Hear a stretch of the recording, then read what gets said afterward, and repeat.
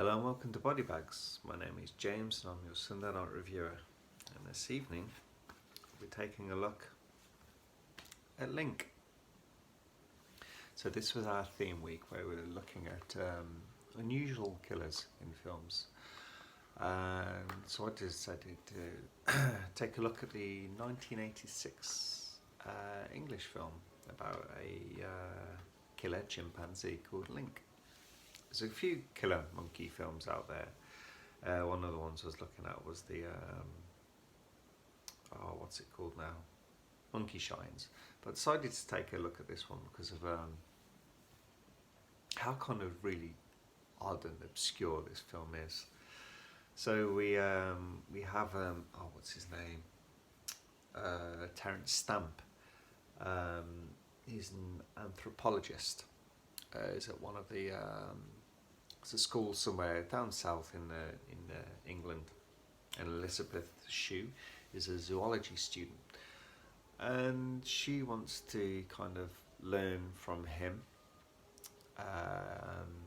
He decides to take her on as a cleaner at his home outside of the school, but that's where also he conducts his experiments, his simian experiments, to try and find the link between chimps and humans. I'll go into a few spoilers in this film. So we have Link, and he's clever. He's a clever ape, clever chimp. He's fairly old in the film, and we learn that the doctor is actually wanting to put him down, but Chimp, understanding a lot, Link understanding a lot, knows what's going on. So there's two other chimpanzees at the house. There's Imp, which is a smaller, young one, and then there's Voodoo as well. And Voodoo is this kind of fine specimen that the doctor's looking at, but he's kind of underestimating Link. Link's like no, when Elizabeth Shue first turns up, he's dressed as like this butler, and he's like loves smoking his cigars, and he's almost more human than ape in his actions. And anyway, there's a scene where the doctor wants to inject a couple of, I think it's Voodoo, and Link, knowing what's going to happen to him, is the inevitable his downfall, his death. He rigs it so Voodoo gets out, and he makes it look like all craziness has gone on in the room. Well, basically, the doctor gets killed, but he's hidden away. So Elizabeth Shue, she goes up in the room, and Link is very clever. There's older recordings of Link and the doctor having conversations, because he records everything that he does, and then Link manipulates it so he does this recording, so when Elizabeth Shue's hearing through the door, it sounds like the doctor talking. And it's all very kind of cool stuff like that.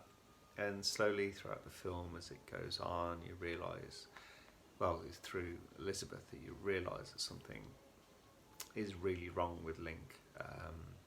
There's one kind of strange sexual thing with a bath and that, and you realise that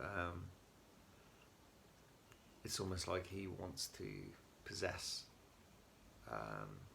Elizabeth Shue's character. He wants to like have her character, possess her. It's very kind of cool how this all kind of unfolds. She can't just run away because where they are, for some reason there's all these wild dogs around the land, so there's no car, she can't escape. At one point there's the van driver that tries to come and pick up Link. He meets his demise in the film. Elizabeth Shue, her boyfriend, tries to come and save her and stuff like that, and it's kind of all building up like really nicely. And I think that's kind of enough. I'm going to keep this one kind of quite short. I'm pretty tired, doing lots of packing because I'm moving house. But yeah, it's all about the monkeys, it's like the chimps because they're trained chimpanzees, and Link is excellent in this. These interactions with Elizabeth Shue, they work really well together, and the building of their relationship throughout the film is really interesting to see. Like the Doctor's always like, it's just a monkey, it's just an ape, it's just a chimpanzee, don't befriend it, and she obviously starts befriending it, and that's boundaries become crossed and things like that, and it's a really cool kind of film. It's doesn't get so much love, which is a bit of a shame. I know Kino Lorber actually released it on Blue maybe 2 years ago now, maybe early last year. I think I will pick it up because I've just got like this network DVD. I mean, it looks good, but it's kind of quite basic, and I would like to get the Kino Blue. I'd like to see how good that looks, and I think it's got some nice extras.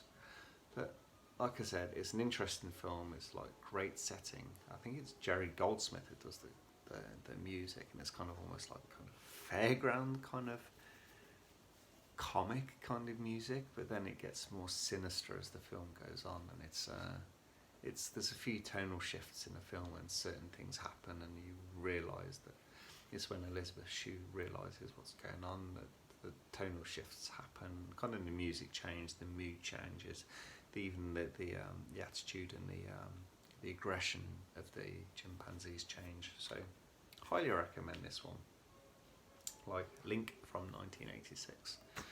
Anyway, I hope you enjoyed this review, sorry, and I'll catch you guys next week.